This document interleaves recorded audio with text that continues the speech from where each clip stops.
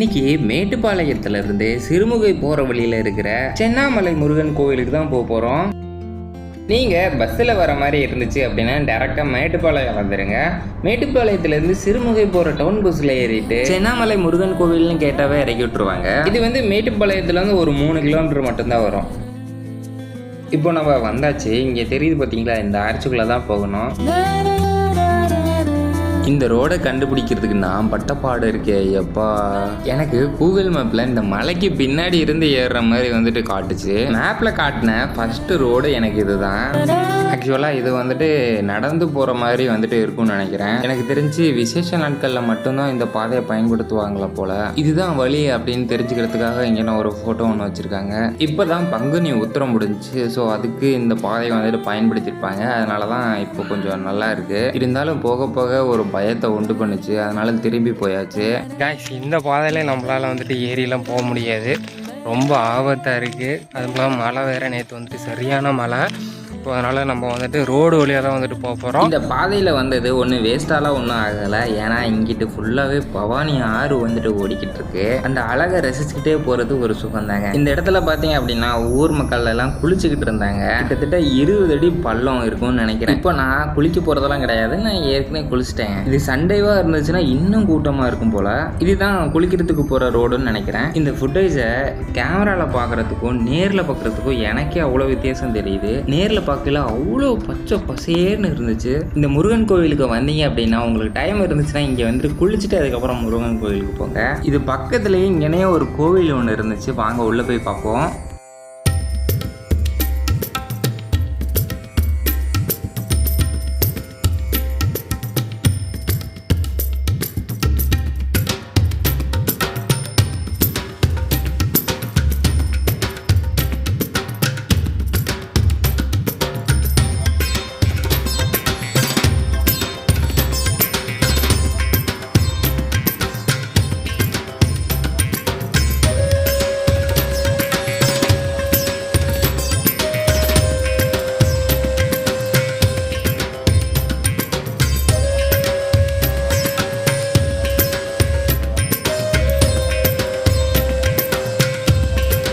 இந்த சென்னாமலை முருகன் கோவிலுக்கு நீங்கள் வந்தீங்க அப்படின்னா மறக்காமல் இந்த ஒரு இடத்துக்கும் வந்துட்டு போங்க. இப்போ இந்த இடத்த விட்டு நம்ம கிளம்பலாம். அடுத்து கூகுள் மேப்பில் காட்டின ரோடு இந்த ரோடு தான். இந்த ரோடு கண்டுபிடிக்கிறதுக்கே இந்த ஊரவே நான் சுற்றிட்டேன். அப்படி சுற்றினாலும் இந்த ரோட்டில் நம்மளால் போக முடியலங்க.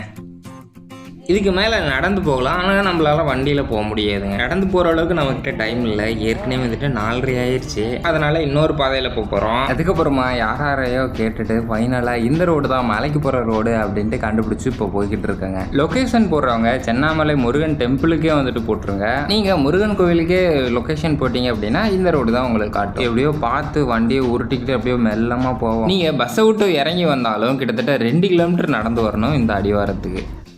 பார்த்தீங்கன்னா உங்களுக்கு தெரியும், ஃபுல்லாகவே வந்துட்டு இன்னும் படிக்கட்டு எதுவுமே போடலை. சரி வாங்க மேலே போகலாம். இப்போ தான் இந்த மலைக்கோவிலுக்கு வந்துட்டு ரோடு வந்துட்டு போட்டுட்ருக்காங்க. ஸ்டார்டிங்கில் பார்த்திங்க அப்படின்னா பறித்து போட்டிருக்காங்க.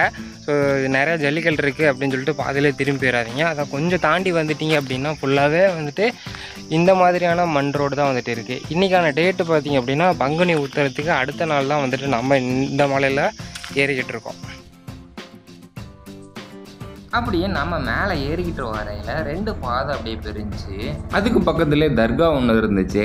நீங்கள் மலையில் அப்படியே வந்துக்கிட்டு இருக்கையில பார்த்தீங்க அப்படின்னா இங்கிட்ட ஒரு பாதை வந்துட்டு போவோம்.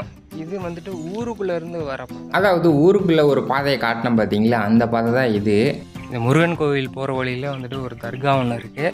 ஸோ இந்த தர்கா உள்ளே எப்படி இருக்குது அப்படிங்கிறத வாங்க போய் பார்க்கலாம். எனக்கு தெரிஞ்சு பிரான்மலையில் மட்டும்தான் தர்கா வாசல் இருக்குது அப்படிங்கிறது தெரியும். ஆனால் இங்கே இருக்கும் அப்படின்ட்டு நான் எதிர்பார்க்கல. இந்த ஸ்பாட்டே அவ்வளவு அழகாக இருந்துச்சு. இந்த மாதிரி ஒரு வியூவை நான் எங்கேயுமே பார்க்கல.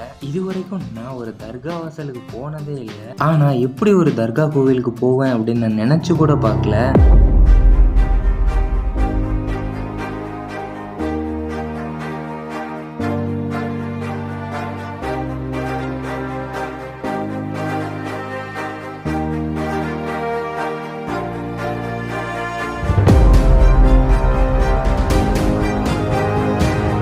கீழே ஒரு இடம் இருக்கு பாத்தீங்களா, அந்த ஒரு கோயிலுக்கு தான் நம்ம போயிருந்தோம். இங்க இருந்து பார்க்கையில அவ்வளவு அழகா இருந்துச்சு அந்த காட்சி. நீங்க முருகன் கோவிலுக்கு வந்தீங்க அப்படின்னா மறக்காம இந்த ஒரு பிளேஸ்க்கு போயிட்டு அதுக்கப்புறம் போங்க. ஓகே, வாங்க முருகனை பார்க்க போகலாம்.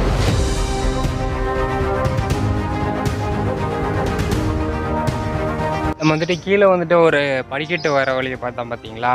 ஸோ அது வந்துட்டு இது வரைக்குமே வந்துட்டு படிக்கட்டு வந்துட்டு கொடுக்கல.